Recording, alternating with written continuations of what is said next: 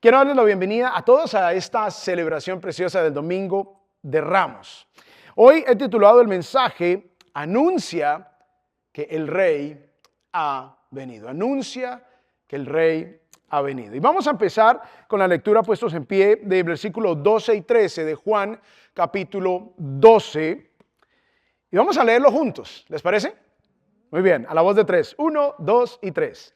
Al día siguiente, cuando la gran multitud que había venido a la fiesta oyó que Jesús venía a Jerusalén, tomaron hojas de las palmas y salieron a recibir a Jesús y gritaban: Hosana, bendito el que viene en el nombre del Señor, el Rey de Israel. El Señor bendiga su santa palabra. Podemos tomar asiento en esta hora. Hoy quiero iniciar este mensaje haciendo una pregunta. ¿Cuántos de ustedes conocen o saben quién fue la reina Isabel II? Vamos a ver cuántos de ustedes saben quién fue ella. Yo creo que todos, ¿cierto? Hay muy pocas personas que no conocen a la reina Isabel II o que no están familiarizados con ella. Ella ha sido la reina que más ha durado en el trono de Inglaterra. Ella reinó más de 70 años. Ella fue la reina sobre 32 naciones diferentes. Imagínense eso. Esas naciones fueron las que Inglaterra conquistó y dominó durante el reinado de esta mujer. Su cara está grabada en las monedas de 35 países alrededor del mundo. Ella era la cabeza de la iglesia anglicana. Era como el papa o la papa de la iglesia de Inglaterra. Ella también era la única persona que podía viajar sin pasaporte, imagínense ese privilegio. Tenía inmunidad soberana, o sea, implicaba que nunca podría ser juzgada por un tribunal humano en Inglaterra y nunca podría ir a la cárcel. Ella era la única persona en Inglaterra que podía manejar sin licencia. Vaya, maneje uno aquí sin licencia a ver cómo le va. Termina deportado. Y sin placa en el carro también podía manejar. Y los límites de velocidad no le aplicaban. Ella podía andar en su deportivo a la velocidad que quisiera. Ella era la cabeza del gobierno también. Ella tenía el poder de despedir al primer ministro. Como jefe de Estado, ella era la comandante en jefe del ejército inglés. Y por lo tanto, tenía el poder para declarar guerra y también de otorgar perdones a criminales. Legalmente, ella tenía la custodia de sus nietos. O sea, ella tenía la custodia, no sus padres, aunque ella nunca ejerció ese derecho. Ella no estaba obligada a pagar impuestos, aunque los pagaba voluntariamente. Ahora, como si fuera poco todo este poder, todos los cisnes que había en Inglaterra, que no le pertenecían a nadie, eran de propiedad de la reina. Imagínense eso. Isabel II fue una reina muy importante en la historia de la humanidad. Y se cuenta la historia que ella un día estaba en Escocia, en el castillo Balmoral, que era uno de sus lugares favoritos para visitar, y a ella le gustaba salir a darse unas caminatas alrededor del castillo Balmoral allí en Escocia. Ella salía con su guardaespaldas, Richard Griffin. Y cuenta el guardaespaldas que un día estaban en esa caminata a las afueras del castillo Balmoral allí en Escocia, cuando una pareja de turistas norteamericanos se les acercaron a ellos. Pero ellos no reconocieron a la reina. Entonces empezaron a hablar con la reina y con el guardaespaldas Richard Griffin, y ellos le dijeron, le preguntaron, bueno, ¿y tú dónde vives? A lo que la reina respondió, yo vivo en Londres, pero me gusta venir acá. Ellos le preguntaron, wow, ¿hace cuánto vienes por acá? Ella le dijo, más de 80 años, desde muy pequeña. Y ellos le dijeron, wow, o sea que tú debes conocer a la reina, porque ella tiene un castillo por acá. Ella dijo, yo no la conozco, pero Richard la ve frecuentemente. La pareja impresionada le pasó la cámara fotográfica a la reina Isabel para que les tomaran una foto con Richard Griffin, quien sí conocía a la reina. Ahora permítanme traer esta jocosa historia a la enseñanza de hoy, porque esta es una ilustración de lo que le ha pasado a la humanidad con la venida del Rey Jesús. Me refiero a que así como esta pareja de turistas no reconocieron la realeza cuando la vieron, porque estaba vestida de sencillez y por lo tanto no disfrutaron el privilegio de estar en la presencia de la reina de Inglaterra, no la celebraron, no la trataron con la dignidad que ella merecía, no la reconocieron. De la misma manera, la humanidad no reconoció al Rey de Gloria cuando vino porque estaba vestido de sencillez. No tenía la pompa, no tenía el lujo que acompañaba a los grandes reyes. Los líderes religiosos no reconocieron al Mesías prometido en su venida. Y el mundo en general se sigue perdiendo la gran bendición y la realidad de que el Rey de Gloria ha venido al mundo. Por eso quiero compartir con ustedes la idea principal de este mensaje, la cual es: mi vida y destino eterno. Escuchen bien esto. Mi vida y destino eterno dependen de cómo identifico al Rey Jesús en su primera venida. Hoy quiero compartir con ustedes 4 verdades que tienen que ver con la identidad de Jesús como Rey y el impacto que esto debe tener en nuestras vidas. Así que ustedes tienen allí sus notas. Vamos a empezar con el punto número 1, el cual es: confía, porque Jesús es el Rey soberano. Confía, porque Jesús es el Rey soberano. Ahora, si Jesús es el Rey absoluto de todas las cosas, o sea, si Él gobierna sobre todas las situaciones, sobre todas las cosas, sobre el tiempo y todo lo demás, entonces podemos confiar en Él de manera plena y absoluta. Ahora, para darnos un contexto de la entrada triunfal que se menciona aquí en Juan capítulo 12, resulta que en el capítulo anterior de cuando Jesús entra a Jerusalén en el Domingo de Ramos original, resulta que en el capítulo anterior, en el capítulo 11 de Juan, se narra la resurrección de Lázaro. Tremendo poder soberano que Jesús demuestra al levantar un muerto cuyo cuerpo ya estaba podrido. Miren lo que dice Juan 11:45, un capítulo antes. Dice: por esto, o sea, por la resurrección de Lázaro, muchos de los judíos que habían venido a ver a María, que era la hermana de Lázaro, y vieron lo que Jesús había hecho, creyeron en él. O sea, por esa demostración de autoridad, por esa demostración de poder, por esa demostración de gloria, muchos vinieron a ver a Jesús, a la hermana de Lázaro, y habían creído en él. Ahora, después de que Jesús sana a Lázaro, él se va a un pueblito que se llama Efraín. Un pueblito de Efraín, perdón, al norte de Jerusalén, para evitar a sus enemigos por un tiempo. Pero luego el capítulo 12 comienza diciéndonos que Jesús regresa a Betania, o sea, donde vivía Lázaro y sus hermanas Marta y María. Y este regreso es 6 días antes de la Pascua. Veamos qué nos dice el versículo 9 de Juan 12. Entonces la gran multitud de judíos se enteró de que Jesús estaba allí, o sea, volvió Jesús, resucita a Lázaro, se va por un tiempo, regresa. Los judíos en Jerusalén escuchan y dicen: wow, el hombre está allá. Y vinieron no solo por causa de Jesús, sino también por ver a Lázaro.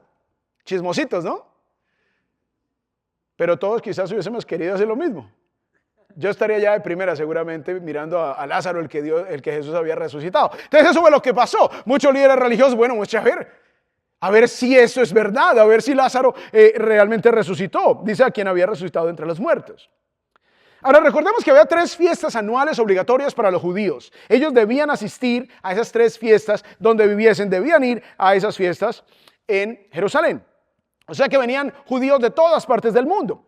Y la gran cantidad de personas en Jerusalén sabía ya lo que Jesús había hecho, porque Betania quedaba muy cerca a Jerusalén. Algunos fueron a verlo, que es lo que nos dice el versículo que leímos.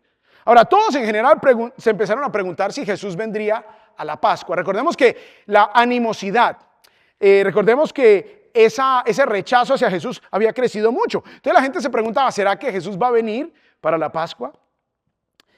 Los líderes religiosos se preguntaban porque querían capturarlo, obviamente. Y los que creían en Jesús, pues venían porque querían verlo, se preguntaban si él vendría porque también querían verlo. Querían satisfacer su curiosidad. Así que mucha gente en Jerusalén estaba expectante. Tenemos esta ciudad llena de gente, más o menos 2.5 millones de personas, de todas partes del mundo, expectantes a ver si Jesús vendría, el que había resucitado a Lázaro. Versículo 10. Pero los principales sacerdotes resolvieron matar también a Lázaro. Oiga, estos no solamente eran malos, sino también tontos. Lo acaba de resucitar. Si lo mata, lo vuelve a resucitar. ¿Amén? Así de sencillo. Ahora, ellos eran conscientes de que lo que estaba sucediendo estaba haciendo que mucha gente viniera a Jesús. Lo que estaba sucediendo estaba haciendo que muchos se apartaran del judaísmo y empezaran a abrazar el cristianismo. Pero estos no reconocieron que estaban en la presencia del rey. Ni siquiera con la evidencia tan palpable, ni siquiera con la evidencia tan contundente, estos personajes, estos líderes religiosos estaban reconociendo al rey. Y más encima querían matar a Lázaro también. Porque Lázaro era un testimonio andante del poder, de la autoridad y el reinado de Jesús. Versículo 11. Porque por causa de él, o sea Lázaro, muchos de los judíos se apartaban y creían en Jesús. Entonces, este es el contexto del Domingo de Ramos. O sea, no era que Jerusalén, todo el mundo estaba feliz de que viniera Jesús, no. Lo querían matar, dice acá. Pero había muchas multitudes expectantes porque dirían, bueno, si este puede levantar a un muerto y darle vida de nuevo, resucitarlo de entre la muerte, pues el hombre va a poder liberarnos de la opresión de los romanos. O sea que estos empezaron a pensar que Jesús iba a ser como un libertador político. Y al mismo tiempo los líderes religiosos estaban enfurecidos. Entonces vamos a iniciar el relato del Domingo de Ramos desde algo que Juan no incluye. Para eso vamos a ir al Evangelio de Mateo. Y esta es la preparación. ¿Cómo prepara Jesús su entrada triunfal? Dice el versículo 1 del Mateo 21. Cuando se acercaron a Jerusalén, él y los discípulos, llegaron a Betfagé. Betfagé significa casa de brevas verdes, que es un pueblito donde hay muchas brevas, junto al monte de los olivos. Jesús envió a 2 discípulos diciéndoles, vayan a la aldea que está enfrente de ustedes y enseguida encontrarán una asna atada y un pollino con ella. Desátenla y tráiganla a mí. O sea, una burrita con su pollino, con su bebé, con un burrito joven. Eso fue lo que Jesús dijo. Vayan a la aldea y allí van a encontrar a la burrita y con su bebé, un pollino, un burrito joven, y tráiganmelos. Y si alguien les dice algo, digan, el Señor los necesita y enseguida los enviará. O sea, no nos dice aquí cómo fueron los preparativos. No se sabe si Jesús de antemano fue y dijo, oiga, me prestan un burrito y a la mamá y voy a enviar a 2 de mis discípulos, o si simplemente él a control remoto, soberanamente, con su poder de omnisciencia, sabía que ahí estaban o los dirigió allá y me traen esos 2 animalitos. Lo que sabemos es que sucedió, versículo 6. Entonces fueron los discípulos e hicieron tal como Jesús les había mandado. Y trajeron el asna y el pollino, pusieron sobre ellos sus mantos y Jesús se sentó encima. Ahora, lo interesante es que estamos leyendo de Mateo, pero lo interesante es que Lucas dice que Jesús se sentó en un asno que jamás había sido montado. O sea que Jesús se sentó sobre el burrito joven, sobre el burrito que no había sido aún domesticado. Ahora, los invito a que intenten subirse en un burrito no domesticado. No, mentiras, no lo hagan. Porque van a terminar en el suelo. Un burrito no domesticado, no está acostumbrado y va a empezar a saltar y te va a lanzar al suelo. Entonces Jesús dice también que le traigan a la mamá del burrito, seguramente para que el pollino esté tranquilo si su madre está cerca. Jesús demuestra aquí su soberanía no solamente en los preparativos de su entrada triunfal, sino también demuestra su control en los tiempos, en el momento específico de la entrada triunfal. Vamos a Lucas ahora. Lucas 19 nos dice, versículo 41, cuando Jesús se acercó, al ver la ciudad, lloró sobre ella. Recordemos que el texto nos dice que estaba Jesús en el monte de los olivos.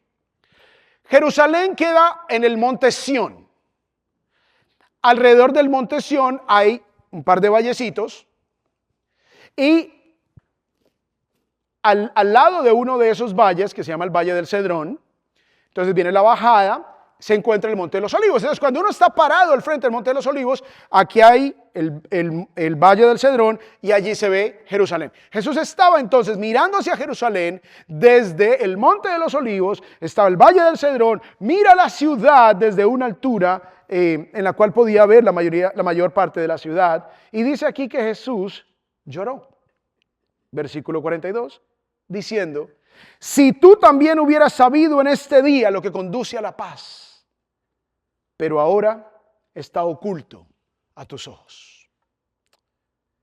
Porque sobre ti vendrán días cuando tus enemigos echarán terraplén. O sea, van a poner unos terraplenes para llegar y pasar por las murallas de Jerusalén. Jesús anuncia que iba a haber una invasión, que iban a poner terraplén delante de ti, te sitiarán, le dice Jesús a Jerusalén, y te acosarán por todas partes. Versículo 44, te derribarán a tierra y a tus hijos dentro de ti, y no dejarán en ti piedra sobre piedra, porque no conociste el tiempo de tu visitación. Qué interesante. O sea, Jesús les dice, no supiste el tiempo de la visitación del Rey de Gloria. Y por lo tanto, como no supiste el tiempo, va a venir juicio sobre ti, oh Jerusalén. Ahora, la pregunta es, ¿cómo sabrían en qué momento vendría el Mesías a Jerusalén? Porque si el Señor les está recriminando que ellos no conocieron el tiempo de la visitación, ¿por qué entonces debían ellos saberlo? Bueno, resulta que, no tengo el tiempo porque ese es un mensaje completo, hay una profecía que se conoce como la profecía de las 70 semanas, se encuentra en el libro de Daniel, el profeta. Casi 600 años antes de Cristo, Daniel profetizó, hablando de semanas, de las semanas 70, hablando de grupos de 7 años, proféticamente. Cuando se hace toda la matemática, se llega al 6 de abril del año 32 después de Cristo. O sea, Israel ya debía haber sabido que Jesús vendría en ese día preciso. Ellos estudiaban las Escrituras, ellos conocían, ellos debían haber sabido que esa profecía 600 años antes se iba a cumplir el 6 de abril del año 32 después de Cristo. Porque Jesús es soberano sobre las circunstancias, Jesús es soberano sobre el tiempo, Jesús es soberano sobre los lugares y por lo tanto podemos confiar en el Rey de Gloria, porque Él es absolutamente soberano y tiene control de todas las cosas. No importa por lo que tú estés pasando, no importa por las circunstancias difíciles, por las angustias, por quizás el sinsabor, la desazón, no sabes qué va a pasar en tu vida, pero descansa en el que sí sabe, descansa en el que tiene control absoluto de todas las cosas. Recordemos la idea principal, mi vida y destino eterno dependen de cómo identifico al Rey Jesús en su primera venida. Ahora, si tú piensas que Jesús solo fue un buen maestro y nada más, pues te vas a perder el aspecto de su control soberano y de su poder absoluto. Punto número 2. Para que tomen nota, descansa. No solamente confía, sino también descansa porque Jesús es el Rey de paz. Les acababa de decir el Señor allí a los habitantes de Jerusalén, si tú también hubieras sabido que en este día lo que conduce a la paz. Jesús venía en son de paz. Si tú no reconoces a Jesús como el Rey, no vas a poder tener paz en tu vida. Podrás tener dinero y no tendrás paz. Podrás tener comodidades, pero no tendrás paz. Podrás tener placer, pero no tendrás paz, porque hasta que no reconozcas a Jesús como el Rey de paz, no podrás descansar en Él. Versículo 12, volvemos al Evangelio de Juan. Juan 12:12 dice, al día siguiente, cuando la multitud que había venido a la fiesta oyó que Jesús venía a Jerusalén, tomaron hojas de las palmas y salieron a recibir a Jesús y gritaban, ¡Hosana! Bendito el que viene en el nombre del Señor, el Rey de Israel.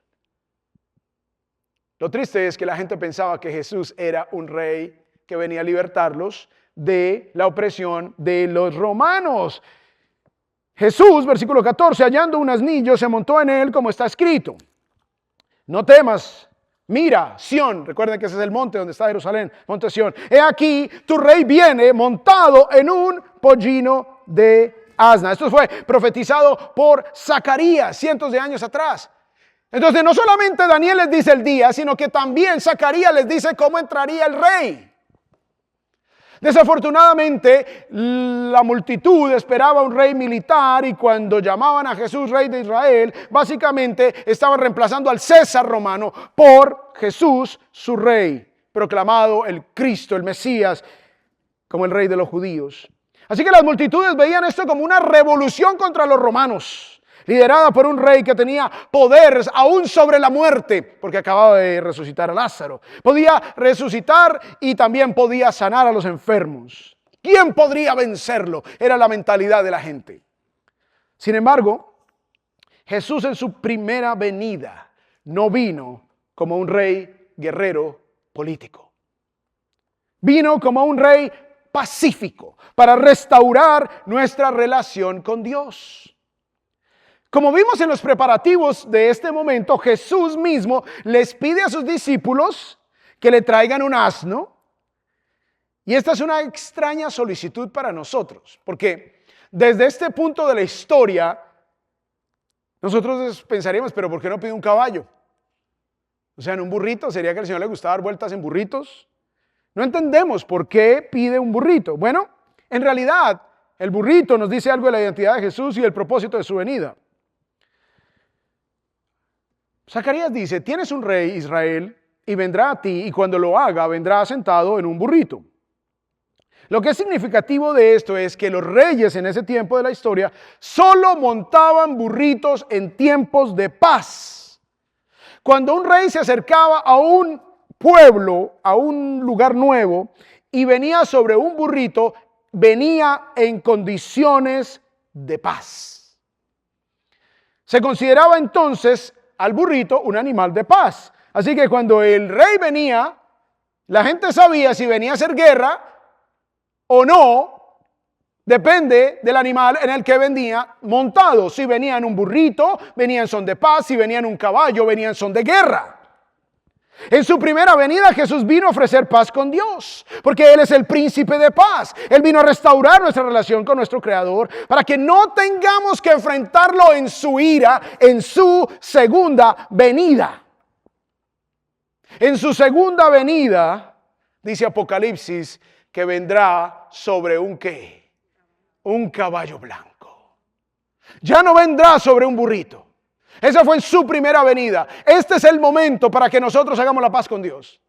Para que entreguemos nuestra vida a Jesús. Porque si no, tendremos que enfrentar la ira venidera de un Jesús que vendrá a enjuiciar a la tierra. Como el Rey de gloria, como el Rey justo. Recordemos, un Rey justo tiene que castigar la maldad. Y Jesús lo hará. Y Él vendrá y hará guerra contra las naciones que se han rebelado contra Él. Pero en esta primera venida, en la entrada triunfal, Jesús venía sobre un burrito. Jesús estaba diciendo, yo vengo en son de paz. Descansa, porque yo soy el Rey de paz. Eso es lo que Jesús estaba diciendo. Puedes descansar, porque en Jesús ya nuestra relación rota con Dios se restaura. Ahora en Jesús podemos descansar, en que tenemos paz delante de Dios, perdón de nuestros pecados. No experimentaremos el juicio eterno, porque ahora hemos hecho las paces con Dios a través de su provisión, su Hijo Jesús. Recordemos la idea principal: mi vida y destino eterno dependen de cómo identifico al Rey Jesús en su primera venida. Escuchen esto: mi vida y destino eterno dependen de cómo identifico a Jesús en su primera venida. Si tú no identificas a Jesús como tu Salvador, tu destino eterno va a ser juicio. Si tú identificas a Jesús como el Rey de paz, como el que vino a restablecer esa paz de Dios, con Dios, entonces tú vas a tener la oportunidad de disfrutar la paz eterna. Punto número 3. No solamente confía porque Jesús es el Rey soberano, no solamente descansa porque Jesús es el Rey de paz, sino que ahora podemos celebra porque Jesús es el Rey victorioso. Versículo 13 de Juan 12. Tomaron las hojas de las palmas y salieron a recibir a Jesús y gritaban: ¡Hosana! Bendito el que viene en el nombre del Señor, el Rey de Israel. Hosana significa sálvanos, Dios. Es una súplica de salvación. Pero ellos estaban pensando en la opresión de los romanos. ¿Y saben qué? Nosotros hacemos lo mismo. Nosotros pensamos que lo peor que estamos experimentando es que nos deporten, o que nos boten del trabajo, o que nos enfermemos. Eso no es lo peor que nos puede pasar. Lo peor que nos puede pasar es que tengamos que enfrentar a un Dios justo en el lado incorrecto de la justicia. Eso es lo peor que nos puede pasar. Estar en el lado incorrecto de la justicia de Dios, donde recibamos el juicio por nuestros pecados. Pero Dios nos ha abierto una posibilidad en Jesús, para que a través de Él nuestros pecados sean perdonados y experimentemos una vida nueva y no tengamos que recibir el juicio venidero, sino que podamos disfrutar la vida eterna con Él por los méritos de Jesús. Así que cuando el pueblo dice, sálvanos, están pensando en otra cosa. Y a veces nosotros nos enfocamos solamente, Señor, sálvanos de la migra, Señor, sálvanos de que me boten, Señor, sálvanos de la pobreza, Señor, sálvanos de la enfermedad. Pero ¿cuántas veces le hemos dicho, Señor, sálvanos de la perdición eterna, sálvame de mis pecados? Ahora, la palma o la fronda de palmera es un símbolo de victoria. Era un símbolo de triunfo en el antiguo cercano oriente y en el mundo mediterráneo. La palma era sagrada en las religiones mesopotámicas y en el antiguo Egipto representaba la inmortalidad. En el judaísmo se conoce como el lulab. El lulab es la manera como se le llama a esa fronda cerrada de palmera datilera. Es parte de la festividad de Sukkot. Sukkot es la fiesta de los tabernáculos, donde Dios le dice a Israel que tienen que recordar que Dios los tuvo bien en el desierto durante 40 años. Entonces los judíos construyen unas chocitas pequeñas para recordar que Dios fue su proveedor. Y entonces durante la fiesta de los tabernáculos, los judíos usan las palmeras, el lulav. Así que una rama de palma también se otorgaba a los atletas en Grecia cuando ganaban. Una fronda de palma o el árbol mismo es uno de los atributos más comunes de la victoria personificada en la antigua Roma. Así que las palmeras representaban una forma de celebrar la victoria. Por eso el Domingo de Ramos se le conoce como la entrada triunfal. Porque esos ramos estaba la gente diciendo a través de ellos, tú eres victorioso, tú tienes la victoria. Ellos pensaban en otra cosa. Pero era cierto que Jesús tenía la victoria, porque finalmente también va a traer la victoria sobre todo gobierno opresor, va a traer la justicia perfecta, va a reinar en Jerusalén por 1000 años y allí entonces la humanidad entenderá y disfrutará lo que es Jesús reinando. Pero mientras tanto, ellos estaban pensando en esas cosas temporales y amados, ojalá nosotros también quitemos ese enfoque de las cosas temporales. Por eso, ¿qué importa si eres pobre? ¿Qué importa si tienes una enfermedad? ¿Qué importa si eres rico? ¿Qué importa? Nada de eso importa. Lo que importa es si tus pecados han sido perdonados y si tienes a Jesús como el Rey de tu vida. Porque si no vas a perecer eternamente y tu riqueza no te van a servir para nada y tu salud ya no te va a servir para nada y tu juventud ya no te va a servir para nada.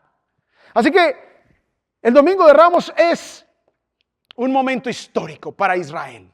Es un momento histórico. Ahora, les quiero contar lo que toda esta gente tenía en la cabeza. Resulta que Alejandro Magno, Alejandro el Grande, más o menos en el 300 a.C., conquista todo lo que se conocía como el mundo mediterráneo y aún más allá, casi hasta Persia. Entonces Alejandro Magno al morir divide su reino, que era tan grande y tan vasto, en 4 generales. Para el año 164 a.C., o sea, más o menos 150 años antes de Cristo, esto estaba muy marcado en la mente de los judíos. Resulta que había un hombre, descendiente de uno de estos generales, que se llamaba Antíoco IV, Epífanes. Epífanes era manifestación de Dios, él se puso a sí mismo ese nombre. O sea, él dijo, yo soy la manifestación de Dios. Resulta que él gobernaba sobre la tierra de Israel y estaba decidido a erradicar el judaísmo. Una vez más, otro que se le ocurrió la idea. Así que él envió sacerdotes paganos por toda la tierra de Israel para obligar a las personas y a los sacerdotes a sacrificar cerdos en un altar. Ahora, en el Antiguo Testamento el cerdo es considerado un animal ceremonialmente impuro. No debía usarse en las ceremonias de adoración a Dios. Así que esto era una ofensa atroz para los judíos y esto genera una revuelta. Y había un grupo de gente conocido como los asmoneos y el líder de este grupo de guerreros judíos que se iban a oponer contra semejante sacrilegio, el líder era un sacerdote llamado Matatías. Matatías tenía un hijo que se llamaba Judas Macabeo. Y de ahí, si ustedes leen un libro que no es inspirado por Dios, un libro histórico que se le llama Macabeos, es básicamente parte de la historia de esta dinastía. Ahora, a Judas Macabeo se le llamaba el martillo. Y él derrota a los seleucidas. Él derrota a estos líderes que están intentando erradicar el judaísmo. Entonces, Él restaura la adoración en el templo, Él restaura el templo, saca a estos paganos del templo en Jerusalén y obviamente Él se convierte en un héroe. Según la tradición judía, cuando restaura la adoración y cuando pone otra vez aceite en la lamparita que había dentro del templo, resulta que, según la tradición, esta luz en el candelabro milagrosamente duró 8 días sin que nadie llenara de nuevo el aceite. De ahí es donde viene esa idea judía o de celebración judía del Hanukkah, que es un candelabro que tiene un poste central y 8 bracitos, 4 para cada lado. ¿Por qué? Porque conmemoran la victoria cuando Judas Macabeo restaura la adoración en Jerusalén de la mano de los paganos. Resulta que para celebrar a Judas Macabeo, dice, ahí segunda de Macabeos, que no es un libro inspirado por Dios, pero es un libro histórico allí, dice que llevando ramas de palma verde y palos decorados con hiedra, desfilaron cantando alabanzas agradecidas a aquel que había llevado a cabo la purificación de su propio templo. Esto es una cita histórica. Ahora, la gente jubilosa ve a Jesús 150 años después en la historia y lo ve como un Judas Macabeo.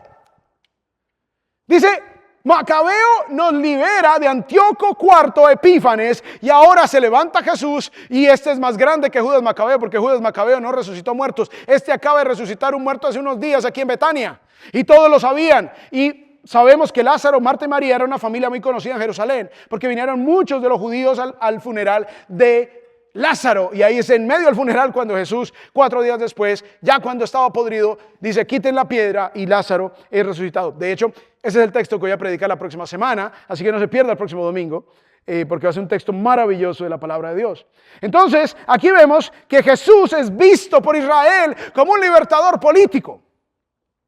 Y aunque Jesús no intentaba tener la victoria sobre Roma, Él sí es un rey victorioso que derrotó algo peor que Roma, y es el pecado. Jesús vivió una vida perfecta, Jesús paga el castigo por nuestros pecados, Jesús derrota la muerte, Jesús resucita de entre los muertos, y en ese día, antes de su juicio y su muerte y resurrección, Él fue celebrado como un rey victorioso, porque lo es. Ahora, el punto es, celebra porque Jesús es el rey victorioso. La pregunta es si tú celebras de que Jesús es tu rey o si aún no has rendido tu vida a Él. Si no lo has hecho, yo te invito a que hoy entregues tu vida a Jesús. Porque si Jesús es tu rey, tienes muchos motivos para celebrar. Había un grupo de personas pasándola buenísimo allá en Santo Domingo y se les cayó el techo encima. Seguramente ninguno de los que se estaba arreglando ese día para irse al concierto, seguramente ninguno dijo, hoy me estoy arreglando para morirme. Ninguno. Asimismo, no sabemos en qué momento nosotros también nos enfrentaremos con la muerte. Si nos cae el techo hoy a todos aquí encima, ¿estás seguro de que irías al cielo? Si Jesús no es tu rey, irás a condenación eterna. Pero si Jesús es tu rey, tenemos que celebrar. Amén. Muy bien, recuerden la idea principal. Mi vida y destino eterno depende de cómo identifico al Rey Jesús en su primera venida. Y punto número 4 y último. Anuncia, porque Jesús es el Rey prometido. No solamente confía porque Jesús es el Rey soberano, no solamente descansa porque Jesús es el Rey de paz, y no solamente celebra porque Jesús es el Rey victorioso, sino también anuncia porque Jesús es el Rey prometido. Versículo 4 de Mateo 21 dice, esto sucedió para que se cumpliera lo que fue dicho por medio del profeta, cuando dijo, digan a la hija de Sión, a Jerusalén, mira, tu rey viene a ti humilde y montado en un asna. Humilde. Así como la reina Isabel salió con su pañoletica a dar su vueltica por allí a los alrededores del castillo Balmoral y la pareja de turistas no la reconocieron, así le pasó a Jesús también. Viene Jesús humilde, sencillo, no viene con la gloria, con la pompa de los reyes, montado en un asno, ahí en un pollino. Dice, hijo de bestia de carga. Esta profecía que nos recuerda aquí Mateo 21, la dio Zacarías en el capítulo 9, versículo 9, 500 años antes de Cristo. Hay gente que dice, ay, la Biblia, esos son unos inventos, son unos mitos, pero no conocen la Biblia. ¿La has leído toda? Ay, no. Entonces, ¿qué hablas si no la conoces?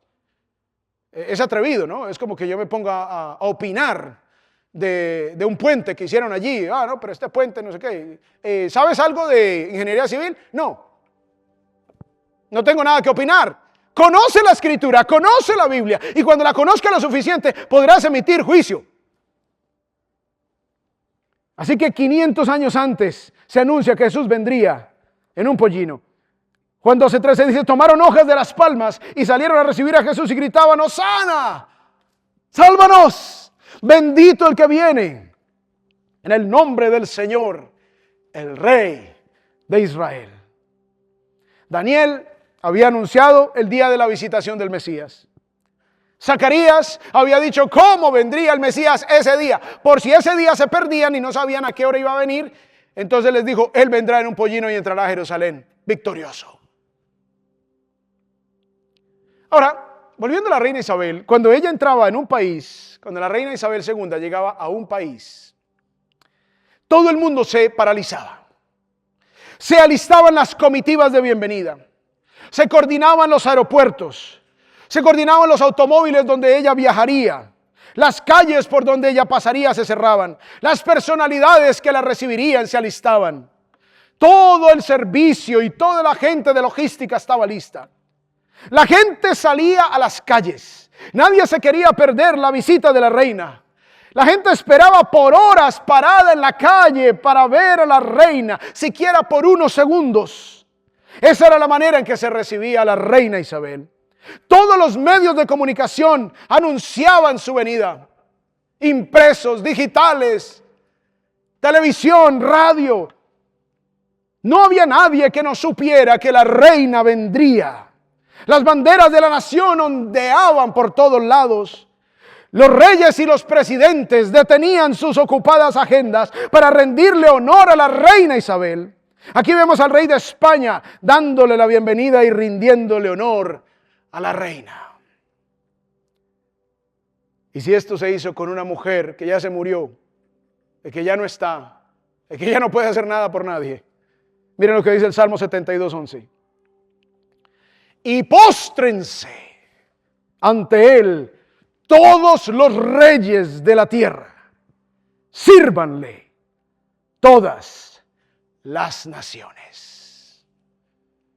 Amados, anunciemos que el Rey ha venido. Anunciemos que Él ha venido en son de paz para restaurar nuestra relación con Él, para perdonar nuestros pecados, para darnos vida eterna. Y anunciemos que Él vendrá en un caballo a enjuiciar a las naciones para que la gente huya del juicio venidero y se rindan al Rey de gloria para siempre. Esta semana tenemos un par de oportunidades lindísimas. Tenemos Viernes Santo y tenemos Domingo de Resurrección. Así que invita a un amigo. Te esperamos en esta semana. Anuncia, porque Jesús es el Rey prometido. Y no olvidemos la idea principal. Mi vida y destino eterno dependen de cómo identifico al Rey Jesús en su primera venida. Vamos a orar.